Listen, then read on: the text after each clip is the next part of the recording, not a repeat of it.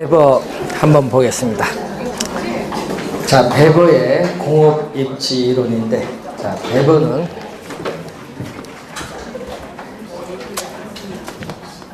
또 우리 공업 입지 이론의 최초죠, 최초. 또 최초니까 시험 문제에 자주 또 우리가 출제가 되죠. 자, 우리가 벌써 100년 전에인데 우리가 공업 입지에 관하여라는 저서를 통해서 우리 최소 비용 이론을 주장해 줍니다. 그러니까 거의 100년 전 이론입니다. 그러니까 이 최소 비용 이론을 주장을 하는데 이 기업이 이윤을 극대화하기 위해서는 이 비용이 작년에도 출제했었죠. 비용이 뭐가 되는지죠? 최소. 요걸 출제한 거죠. 비용이 최소가 되는 지점이 바로 뭐다? 공업이 입지하기 위한 최적 입지점이라고 작년에 출제를 했습니다. 하여튼 비용이 최소가 되는데 문제는 배버는 공업 입지에 영향을 미치는 요인을 크게 뭘로 보죠? 세 가지. 수송비, 노동비용을 우리는 임금이죠. 노동비용 또는 인건비, 이 임금이고 또 한 지역의 공업이 집중되는 형상이 집적인데 집적에 따른 이 세 가지를 우리는 뭘로 본다? 공업 입지에 영향을 미치는 중요한 요인인데 그 중에서도 배버는 이 시기 당시에 뭘로 본다? 우리는 수송비를 가장 중요시 여긴다. 수송비를 그 중에서도 가장 중요시 여긴다. 그래서 수송비는 우리가 원료와 제품의 무게, 원료와 제품이 수송되는 거리에 의해서 결정된다고 주장을 합니다. 이 배버는. 이때 이 배버는 이 노동비, 임금과 직접 이익이란 다른 생산 조건은 아무런 변화가 없다. 자, 이 노동 비용이라든지 이 직접 이익과 같은 다른 생산 조건들은 뭐 한다? 일정, 불변, 아무런 변화가 없을 때 뭐에 영향을 받죠? 여기 변화가 없으면 수송비죠. 그래서 수송비 영향을 받는데 수송비가 뭐가 돼야 돼? 최소. 그래서 최소의 수송비가 드는 지점에 공업이 입지해야 된다. 최소의 수송비가 드는 지점에 공업이 입지를 해야 바로 이것이 최적 입지점이 된다고 주장한 학자가 배버입니다. 그래서 여러분이 배버에 거기에 입지 삼각형이 나오는데 이렇게 M1 원료, M2 원료가 있는 장소, 원료 장소는 두 군데입니다. 원료 산지죠. 이때 M1 원재료의 무게를 X, M2 원재료의 무게는 뭐다? Y. 그리고 시장은 이렇게 하나만 존재하는데 시장에서의 제품의 무게, 공장에서 생산된 제품의 무게를 Z라고 보고 공장은 항상 어디 있다? 삼각형 내부에 공장은 있다. 자, 그러면 M1 원재료를 공장까지 운송해 와서 투입을 해줘. 공장까지 운송되는 거리를 A 킬로미터. M2 원재료가 공장까지 운송되는 거리를 B 킬로미터. 공장에서 생산된 제품이 시장까지 운송되는 거리를 C 킬로미터라고 하면은 우선은 M1 원재료가 공장까지 운송되는 비용은 이 거리에다가 M1 원재료의 무게를 곱해주면 되죠. 이 수송비는 아까 원료의 무게, 원료가 공장까지 수송되는 거리에서 결정되니까. 그리고 M2 원재료가 공장까지 운송되는 비용은 거리에다가 또 M2 원재료의 무게를 곱해주면 되죠. 그럼 두 개를 더해주면은 M1, M2 두 원재료가 공장까지 운송되는 비용이죠. 이것을 원재료 수송비라고 하고 또 공장에서 생산된 제품이 시장까지 운송되는 비용은 또 거리에다가 제품의 무게를 곱해주면은 이것은 공장에서 생산된 제품이 시장까지 운송되는 비용인데 이걸 다 더해주죠. 뭐가? 노동비, 직접 이익, 다른 생산 조건은 변화가 없을 때. 그럼 이때 이 총 수송비, 이 총 수송비가 뭐가 되는지죠? 최소. 이 총 수송비가 최소가 되는 지점에 공업이 입지해야 된다고 주장한 학자가 누구다? 베버. 베버 작년에 출제를 했거든요. 학자 5명에 우선 출제를 했는데 올해는 이 계산 문제가 출제 가능성이 높기 때문에 베버는 원래 출제를 안 될 수도 있어요. 그래서 이제 베버 기본적 개념 한번 확인을 좀 해두시고, 자, 원료 거기에 58페이지 밑에 보시면은 베버는 원료를 또 크게 뭘로 본다? 2개. 물과 같이 어느 지역에서든지 누구든지 쉽게 구할 수 있는 원료를 뭐라고 보죠? 보편 원료. 그래서 수송비의 영향을 받지 않는 원료. 자, 특정 지역에서만 구할 수 있는 원료를 편제, 국지 원료, 특정 지역에서만 구할 수 있으니까 수송비의 영향을 받죠. 네? 자, 여러분 요즘에 우리 뉴스에서 많이 나오는 게 미주 얘기 많이 나오는데 그 중에 원료 얘기가 가끔 나와요. 보복 뭐 하는데, 근데 여러분 우리나라도 영향을 좀 받는 게 뭐냐면 히토류가 있어요. 히토류. 그래서 이 히토류는 여러분이 쓰는 휴대폰에 들어가는 원료예요. 예? 스마트폰에 들어가는 원료인데, 예? 그런데 문제 이 히토류의 지금 95%가 어디냐? 중국에 있어요. 무기죠. 예, 자원 무기인데, 근데 이 중요한 건 이 미국도 히토류가 있어요. 근데 미국은 개발을 안 해. 예, 석유도 개발 안 하잖아요. 그 뭐다? 미래에 자기들 혼자 써먹겠다 이거죠. 남이 있는 걸 쓰다가 맨 마지막에 자기들 쓰겠다는 얘기인데, 그래서 이제 이 편제 원료인데 이 수송비 영향을 받아요. 근데 요즘에는 수송 수단이 발달하기 때문에 수송비는 어떻게 과거에 비해서는 적게 들죠. 요즘에 보면은. 자, 그래서 우선 요걸 볼 때 거기에 나오는 용어 중에 원료 지수가 있어요. 이 배번은 원료 지수를 통해서 공업 입지 어디 하는 게 좋은가 요걸 설명을 하는데, 원료 지수를 거기에 교재 봤더니 편제 원료 또는 국지 원료의 중량, 이 무게를 뭘로 나눠줬다? 제품의 중량으로 나눠준 것을 원료 지수죠. 자, 원료 지수 M이 1보다 크면 어떻게 돼요?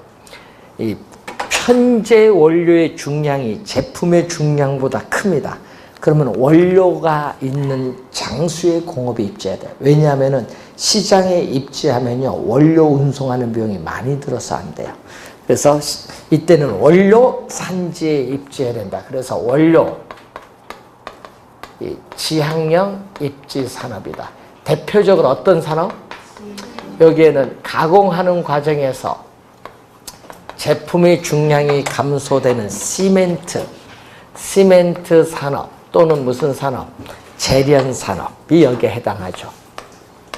그리고 원재료의 부패가 심한 산업도 원료 산지에 입지해야 돼. 통조림공업. 그리고 또 원재료 수송비가 제품 수송비보다 훨씬 큰 산업. 또 편제 원료를 많이 이용하는 산업도 원료 산지에 입지하는 것이 유리합니다. 근데 반대로 M이 1보다 작으면 어떻게 돼요? 편제 원료의 중량보다 제품의 중량이 훨씬 커요. 그럼 원료 산지에 입지하면 안 돼요. 시장까지 제품 운송하는 비용이 많이 들어서 안 됩니다. 이때는 소비진 어디에?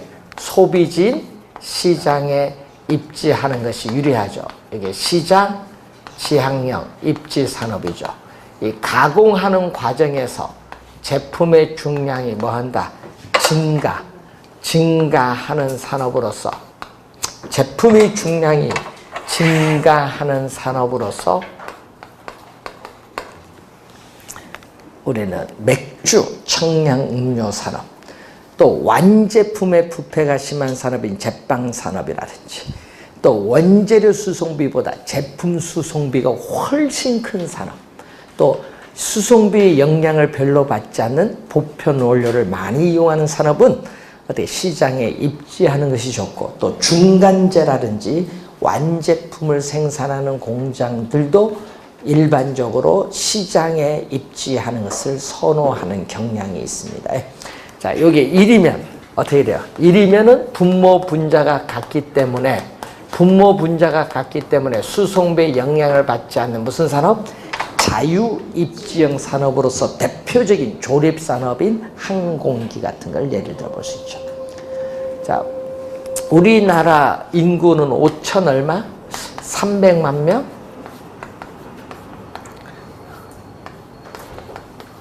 자, 옛날에는 이 소아과와 산부인과가 엄청 잘 되는데 요즘 다 망하대요.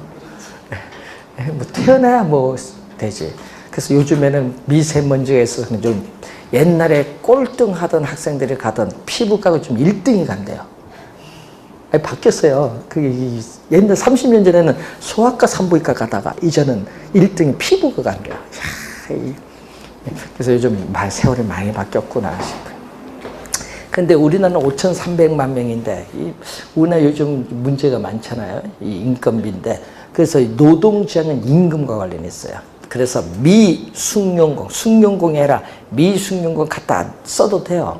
그냥 투입하면 되니까 미숙련공을 많이 활용할 수 있고 또 상대적으로 임금이 싼 지역에 공업이 입지해야 유리한 산업, 대표적으로 섬유, 의료, 신발 산업인데 그래서 여러분이 인구 세계 9위가 정도 될 거예요. 지금 세계 9위 정도 되는 그게 어딘 줄 아세요? 방글라데시 1억 8천만 명이에요. 인구 많은데 산업은 없죠. 네? 산업은 없잖아요. 인도 밑에 산업은 없어요. 그러다 보니까 어떻게 돼? 인건비 진짜 쌉니다. 그 우리나라 한 사람 고용하면 거기 100명 넘게 고용해요. 그러니까 거기 갈 수밖에 없지. 섬유, 특히 의료를 다 그쪽에 있어요. 예? 그래서 그런 산업이 무슨 산업? 노동 지향형 산업이에요. 자, 그리고 자동차 산업이죠. 전방 연관 효과, 후방 연관 효과가 강한 자동차 산업은요, 이 직접이야. 이 수송비의 비중은 적게 들고, 어떻게 돼? 기술 면에서 어떻게 돼? 연관성이 높은 계열화된 산업이 한 지역에 모여서 집중하는 것이 좋아요. 이런 것을 뭐죠? 원료를 공동 구매하고, 정보를 공동 이용하고, 시설을 공동 이용하고, 수송 배송을 공동으로 함으로써 뭐다? 생산비를 절감시키는 산업. 대표적으로 자동차 산업 이런 거. 예? 자, 울산 하면 생각나는 게 그 중에 석유화학 콤비나트가 있어요. 중동에서 유조선 배를 가지고 석유를 가져와서 정제해서 전국에 자동차로 공급하죠. 그래서 수송수단이 바뀌는 지점을 뭐라고 하죠? 적환 지점 또는 이적 지점인데 이 수송수단이 바뀌는 지점이 울산의 공업이 입지해야 수송비 절감폭이 크기 때문에 유리하다. 이런 산업은 적환 지점 또는 이적 지점, 지향형 산업 또는 중간 지점, 지향형 산업이라고 하죠. 자, 이런 산업들이 많고요. 요즘에 뉴스 보면 우리 제조업 같은 경우 많이 요즘에 어떻게 돼? 점점 퇴화가 되고 있는데 이 굴뚝 있는 산업이 이제 점점 줄어들고 있어요. 그래서 뭘로 간다? 굴뚝 없는 산업. 양질의 고급 노동력을 활용하는 산업들은 어떻게 돼요? 대도시 내부에 입지해 이런 산업, 정통적인 입지 요인의 구애를 받지 않습니다. 굴뚝 없는 산업이기 때문에 대표적으로 IT, 통신산업 이런 산업이 대표적으로 대도시 내부에 요즘 입지를 합니다. 우리나라는 어디죠? 판교 뭐 이런 데. 판교. 예? 그래서 공기업 7개를 어떻게 혁신도시로 지방을 주면서 받아온 게 판교 IT. 잘 받아왔지. 성남은. 그때 시장이 이대업 시장이가 주고 받아왔어요. 잘 받아왔지. 우리는 그게 더 나았지. 뭐 산업이 들어오는 게. 공기업은 뭐 이 세금만 더 낼 뿐이지 뭐. 그래서 잘 들어온 것 같아. 여기 보면. 그래서 IT 같은 거 그런 산업이 들어와야 돼. 자, 베버에 관련된 이론입니다. 그 다음에 59페이지. 자, 여러분 어떤 지역이 경제가 성장하기 위해서는요, 그 지역에 기반이 되는 부문의 산업이 있어야 돼요. 그 기반 부문의 산업이 성장을 해야 비기반이 되는 부분의 산업의 성장을 유도를 합니다. 그래서 지역 전체 경제를 성장시키고자 하는 이론이 지역 경제 기반 이론인데, 거기서 올해 출제가 예상되는 용어 중에 하나가 입지계수. 뭐 시험에 표를 이용한 계산 문제를 낼 텐데 입지계수가 중요하죠. 입지계수 또는 입지상, 약어로 LQ인데 어떤 지역의 특정 산업이, 자, 어떤 지역의 특정 산업, 자, 예를 들어서 Z 지역이다. 자, 이 Z 지역에 있어서의 특정 산업이 전국과 비교를 해야 돼요. 분모는 전국. 자, 어떤 지역의 특정 산업이 이 전국의 동일 산업과 비교했을 때 어느 정도 그 지역이 특화, 전문화되어 있는가를 우리가 나타내는 지표가 입지계수예요. 자, 전라남도 광주 하면 뭐죠? 기아 자동차가 거기에 거의 뭐 80% 이상 차지하잖아요. 기아 자동차 뭐 이런 거. 예? 그래서 그런 걸 우리가 이제 묻고, 인천 하면 이제 GM 자동차가 있으니까 자동차가 거의 영향을 많이 주죠. 자, 그런 것을 이제 보는 겁니다. 이제 보면은. 그래서 이 전국의 전체 산업의 고용자 수, 몇 명 고용되느냐. 여기에 대해서 전국의 뭐 I 산업, 전자산업, 섬유산업, 자동차 산업, 그럼 고용자 수가 어느 정도 되느냐, 이걸 보고, 또 Z지역 전체 산업의 고용자 수에 대해서 Z지역의 I 산업 고용자 수가 어느 정도 되느냐, 이걸 보는 거죠. 자, 이걸 가지고 입지계수를 이제 보는데, 문제는 표가 주어질 때, 여러분이 표가 주어지면은 숫자가 들어가야 되는데, 그래서 표가 주어질 때 전국 전체가 만나는 칸이 있어요. 그 숫자. 또 전국의 I 산업이 만나는 칸. 또 지역이 나오면 지역 전체가 만나는 칸, 지역과 I 산업이 만나는 그 칸에 숫자가 있거든요. 그 숫자를 들어와서 계산하는데, 요즘에는요, 도시를요, 몇 개, 보통 3, 4개를 해요.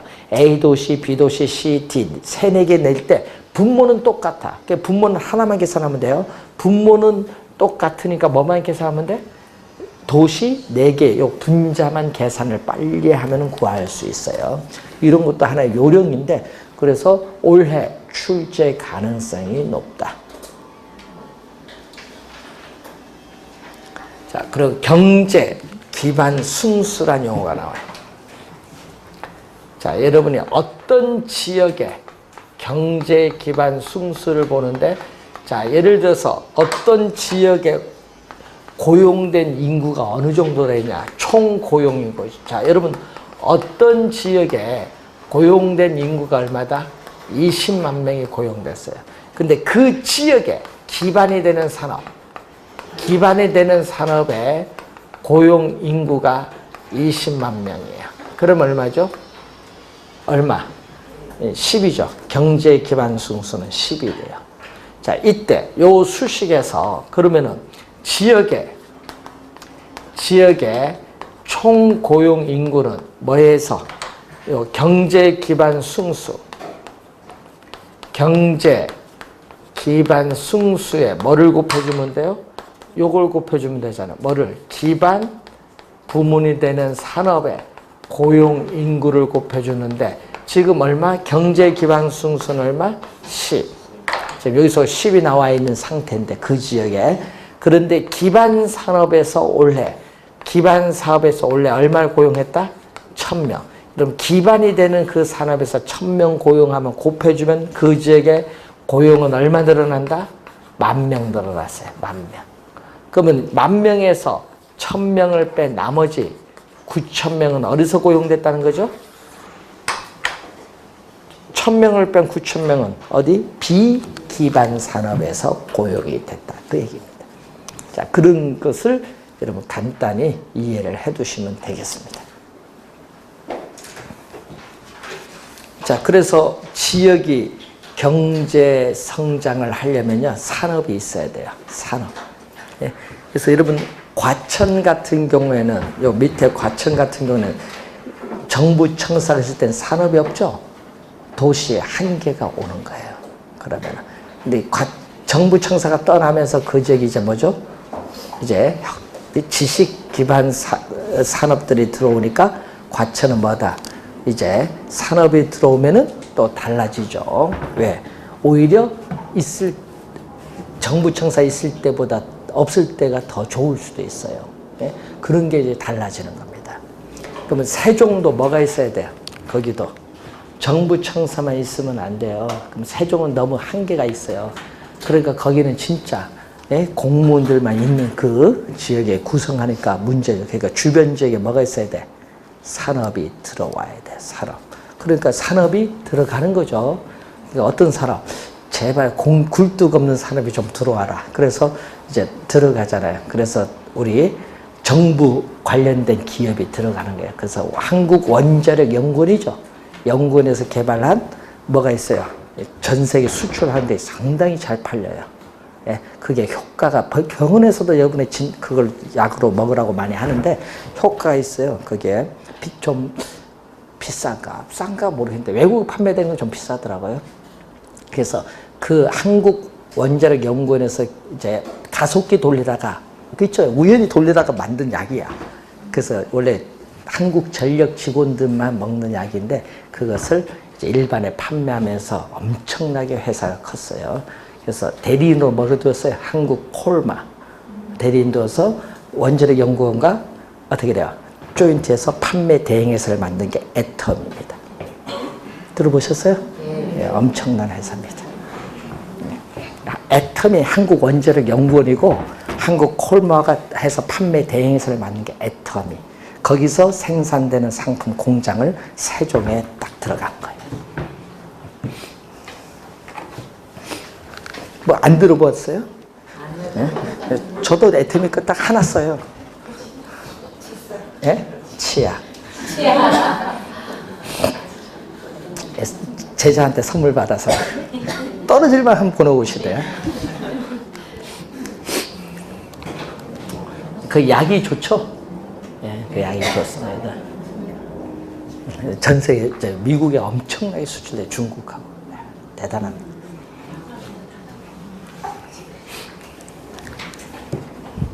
자, 그 다음에 60페이지로 오면 또 시험 문제, 또 작년엔 최근 시험 중에 가장 추웠던 것 같아요. 작년 시험.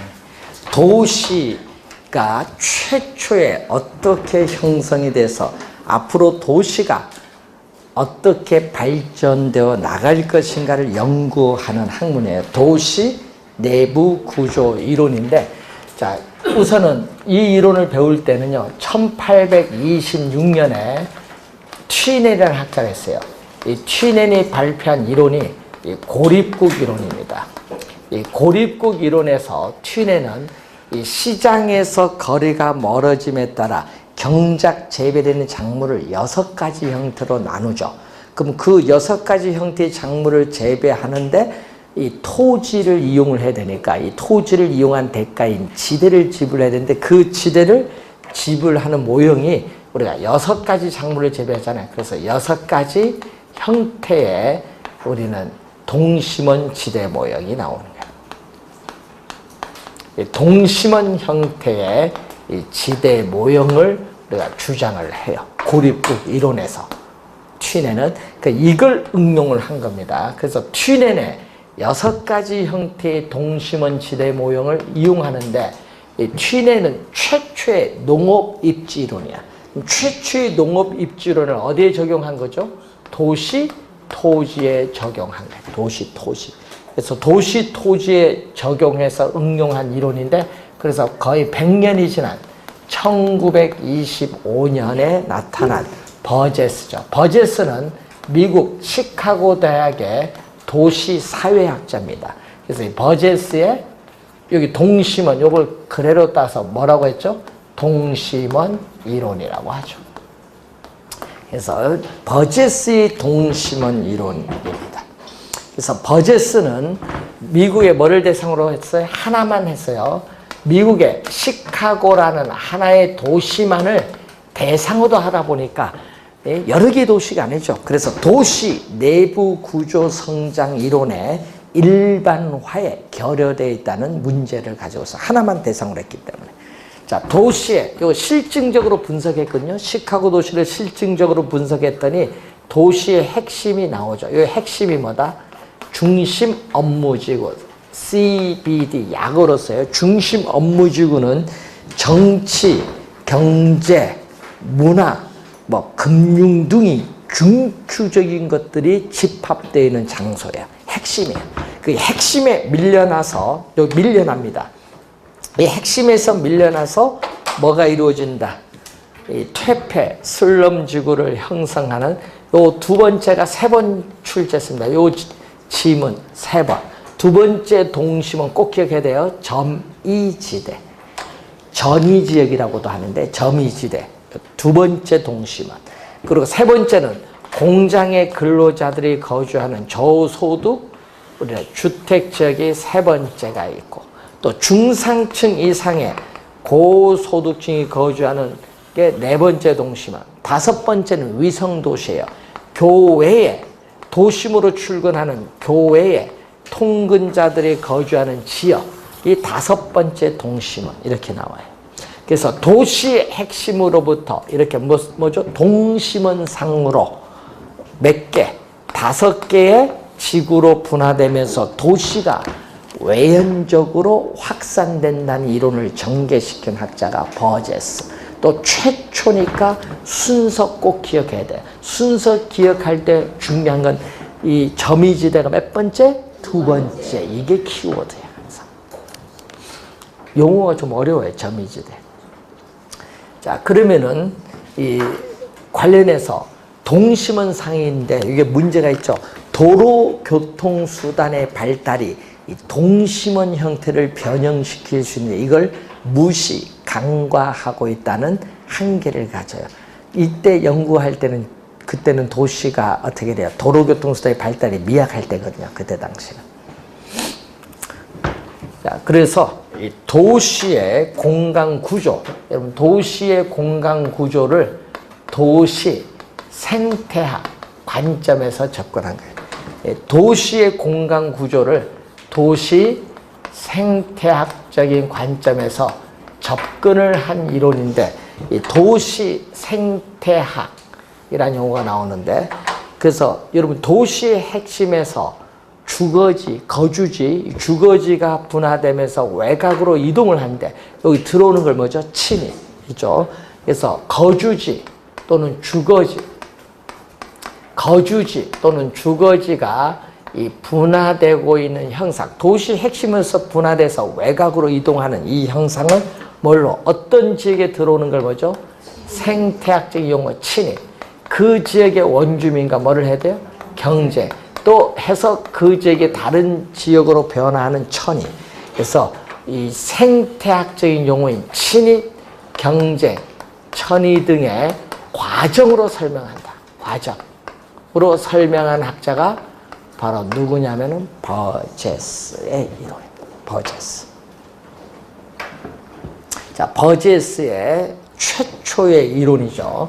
자, 이 최초의 이론인 이 원을 변형했어요.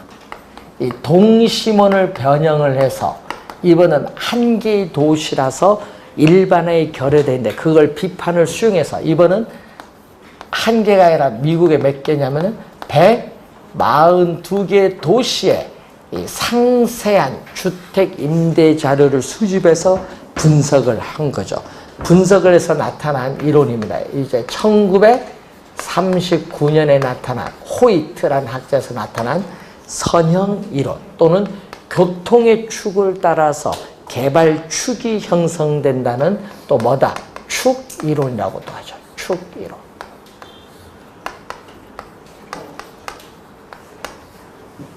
자, 선형 이론이죠. 자, 도시의 핵심은 요것도 뭐다?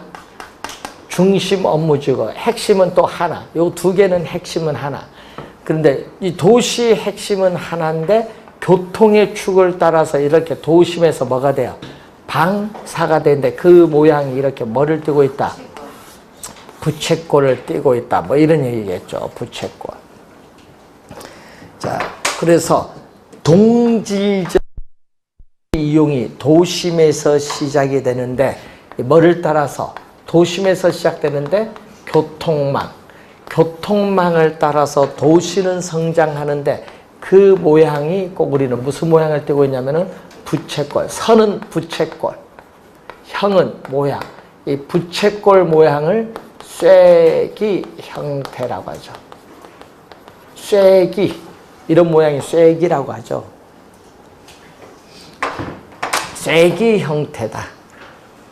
자, 교통망 부채꼴 모양이 나오면은 호이트 이론이에요. 그래서 도시의 주거 공간을 결정하는 중요한 요인, 관건은 높은 주택 가격을 지불할 수 있는 고소득층의 주거지에 대한 입지 선택 능력이라고 보는 거예요. 그래서 고소득층은 고속교통망축 가까이에는 접근성이 좋겠죠. 그렇기 때문에 집가도 비싸서 누가? 고소득층이 차지해서 뭐를 형성? 고급 주택지역을 형성하고 이 좌우는 중급주택지역이 형성을 합니다. 그리고 저소득층은 고소득층과 이해가 상반되기 때문에 보통 어디에? 이렇게 정반대편에 입지하는 경향도 있고 또 정반대편에 입지도 하지만 또 뭐가 있어요? 우리는 고용기회가 많은 또 어디? 도심, 어떻게 주변에 주거를 성정하는 경향이 있다. 이게 저소득층이야. 저소득층. 그런 내용이 이제 보시면 되겠죠.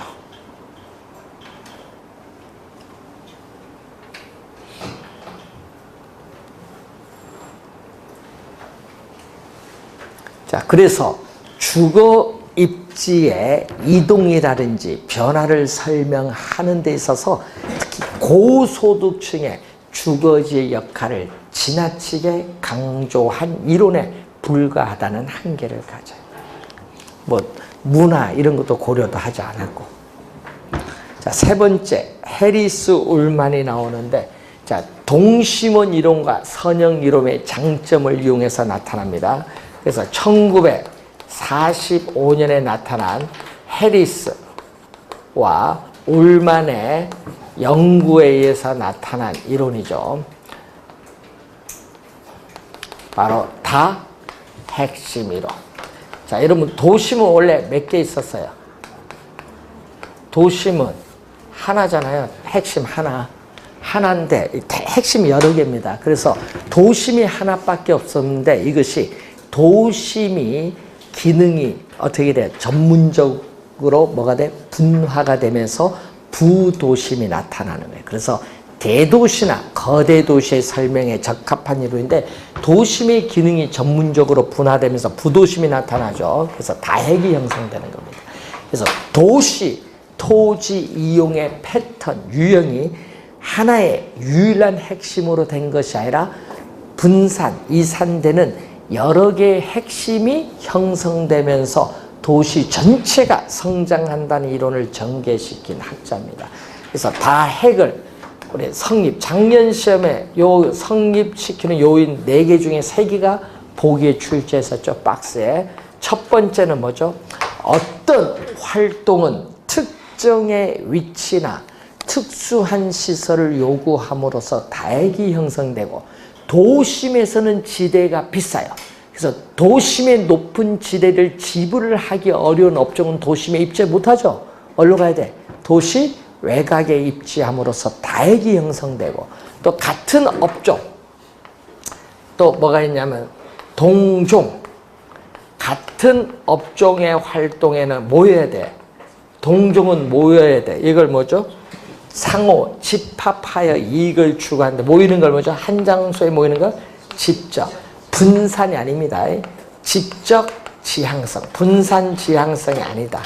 그리고 서로 또 다른 업종 이종 서로 다른 업종의 활동은 이해가 상반되어 같은 지역 내에 입지하기가 어렵기 때문에 어떻게 돼요? 양립하기가 어렵다. 이걸 뭐라고 해요? 비양립성. 양립하기가 어렵다. 같은 지역 내. 요 두 개 좀 제일 많이 나오죠, 시험에. 네 가지 우리가 성립시키는 요인 중에 있습니다. 자, 시험 문제 이렇게 박스 씌우거든요. 박스를 씌우고요. 이 네모 이렇게 보기가 이렇게 한 3개 아니면 4개가 나오잖아요. 그럼 여기에 해당하는 이론이 뭐냐? 예? 이 박스에서 여기 지금 설명한 내용을 들고 이 내용을 설명한 이론 나오잖아요. 그래서 19회 시험은 동심원 이론을 출제했고 23회 시험은 호이트 출제했고 보기 안에 호이트가 있어. 호이트. 그럼 볼 거 없어. 선형 이론이지 뭐. 작년 시험은 또 보기 안에 해리스 울만 있어. 그럼 답은 뭐다? 다 핵심은 작년에 출제했죠. 예. 박스 안에 내용 놓고 누구 이론인가 요걸 출제했고 최근에는 뭐죠? 그럼 이 세 학자를 묶어서 출제하죠. 그럼 원래 같으면 만약 출제한다면 뭐다? 세 학자를 묶어서 출제하는데 출제 유형 교재는 요 세 학자밖에 없어요. 그래서 요 세 학자만 계속 출제하고 있습니다. 많이 출제했죠? 최근에 보시면은. 그래서 한번 우리가 또 확인을 한번 해보시고, 자, 62페이지 가면 또 지대 이론도 매년 또 출제합니다. 자, 이제 외국인 학자 이름이 이제 귀에 좀 익어서, 요건 어딘지는 알죠, 이제. 예? 해리스 울만 나오면, 요건 도시 이론이구나. 또 마샬 나오면 요건 지대 이론이구나. 이런 식으로 어디 속하는 것만 알아도 큰 겁니다. 이제 5, 6월 되면 이제 내용을 좀 이제 어디 속하고 내용이 어디냐. 자, 5월달 모의고사 봐서 시험에 딱 보면요. 제일 먼저 할 게 점수가 중요한 것이 아니라, 작년에 뭐 25점도 합격하는데 뭐. 거기 읽을 수 있느냐, 이게 중요해요. 지문을 개론 40, 민법 40문제를 시험 시간, 1차 시험 그 시간 내에 다 읽을 수 있느냐, 다 읽을 수 있느냐. 한번 오늘 이번 쳐보세요. 시간 딱 적어 읽을 수 있냐, 다. 생각하면서, 풀면서. 이게 쉽지가 않아요. 그래서 그 읽을 수 있으면 합격에 가까운 거예요. 네? 그래서 요즘에 중개사 시험 때문에 있죠. 여기 읽는데 시간 걸리신 분을 위해서 빨리 읽고 핵심을 찾아내는 그 구청에 가르쳐 줘요. 구청에서도 있죠. 무슨 여러분 뭐 있잖아. 무슨 교실 할 때 가지. 어떻게 빨리 읽고 핵심을 찾아내는 거. 중개사 시험이 많이 바뀝니다. 이게 보니까. 읽어놓고 해석이 안 돼. 그걸 또 가르쳐 주래요.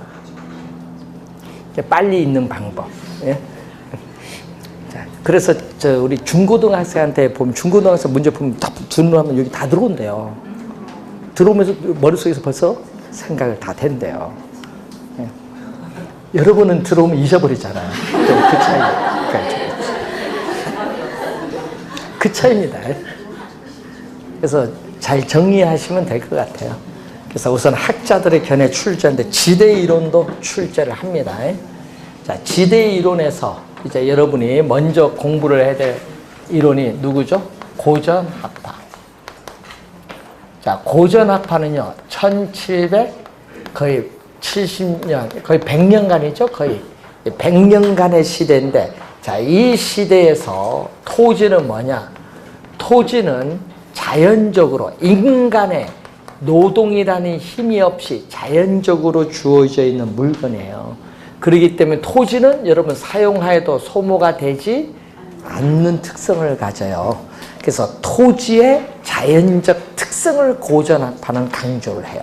그런데 자본이라는 게 있거든요. 자본은 인간의 힘에 의해서 생산된 재화인 기계예요.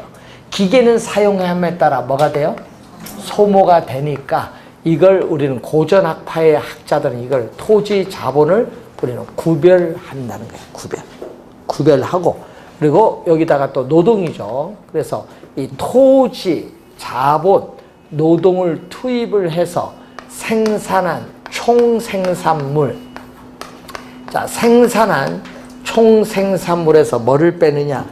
이 자본에 대한 대가, 노동에 대한 대가, 이 자본에 대한 대가도 지불하고 노동에 대한 대가를 지불하면은 남는 게 나머지 잉여가 나타나는데 이 잉여를 누구에게 주는다? 토지를 이용한 대가인 지대에 지불하는 거야. 그래서 지대는 무슨 성격? 잉여의 성격이다. 지대는 잉여인데 문제는 이 지대는 자연적으로 주어져 있는 물건이라는 거예요. 그래서 인간의 노력에 의하지 않는다. 불로, 노력에 의하지 않는다. 인간의 노력에 의하지 않은 소득. 그래서 뭐라고 하죠? 불로소득. 그래서 이 지대를 고전학파의 경제학자들은 불로소득으로 간주하기 때문에 고전학파의 경제학자들은 세금을 통해서 이 불로소득을 적극적으로 환수를 해야 된다고 주장을 해요. 그래서 뭐에? 소득 분배에 중점을 두고 있다. 고전학파의 경제학자들은 이 소득 분배에 중점을 두고 있고요. 그래서 이 지대는 생산물 가격을 구성하는 요인이 돼서는 안 되고 지대는 시장에서 거래되는 생산물 가격에 의해서 결정되어진 결과다. 생산물 가격에 의해서 결정되어진 결과가 바로 뭐가 된다? 지대가 된다. 자, 이 고전학파의 견해예요. 그래서 고전학파의 대표적인 학자가 누구? 리카도예요. 그래서 데이비드 리카도인데 리카도는 결국 그래서 리카도는 지대 요거죠. 지대를 뭘로 보고? 잉여의 성격으로 보고 불로소득으로 간주하는데 지대는 옛날 24의 생산비로 출제해서 리카도는 지대는 생산비가 아니라 뭐다? 잉여야. 지대는 또 뭐에서 결정? 생산물 가격에서 결정. 요거 주장한 사람이 리카도입니다. 자, 리카도는 차의 지대설이죠. 자, 여러분 작년, 재작년 2년 연속 출제를 했는데 항상 핵심을 출제하잖아요. 자, 영국이거든요. 영국에 경작되고 있는 농업용 토지의 뭐의 차이? 비옥도. 자, 여러분 우리가 8회 시험은요, 질적으로 출제했죠. 양적인 차이가 아니라 토지의 면적인 양적이 아니라 무슨 차이? 질적. 이걸로 출제를 했더니 또 틀리신 분이 많아요. 이 토지의 비옥도의 차이를 27회는 28회죠. 질적으로 출제했어요. 질적. 자, 그러면 비옥도가 좋으냐 나쁘냐 생산량이 달라지죠. 그래서 1제곱미터 단위 면적당 농업용 토지의 수확량을 뭐라고 하냐? 생산성. 생산성에 또 뭐가 가져오죠? 차이를 가져오면서 이 차이가 결국은 뭐를 가져오냐면 지대의 차이를 가져오죠. 이 지문을 또 2년 전에 비옥도의 차이는 지대의 차이 가져온 거 2년 전에 출제를 했어요. 자, 리카도는 지대를 발생시키는 원인, 여러분 교재 보니까 두 가지가 나오죠. 우선은 경작, 재배되고 있는 농업용 토지의 비옥도가 어떻게 돼요? 우리가 좋은 토지는 뭐다? 한정되어 있다는 희소성 때문에 그렇고, 또 농업용 토지에 인간을 1명, 2명 투입을 하죠. 이 경작되고 있는 농업용 토지에 인간의 노동력을 투입을 하는데, 투입을 하면요 총 생산량은 증가를 합니다. 그런데 한 노동력을 투입한다 한 10명 정도 투입을 했더니 총 생산량은 증가하지만 이전보다 그 증가분은 점점 줄어드는 현상이 나타나는데, 이것을 뭐라고 해요?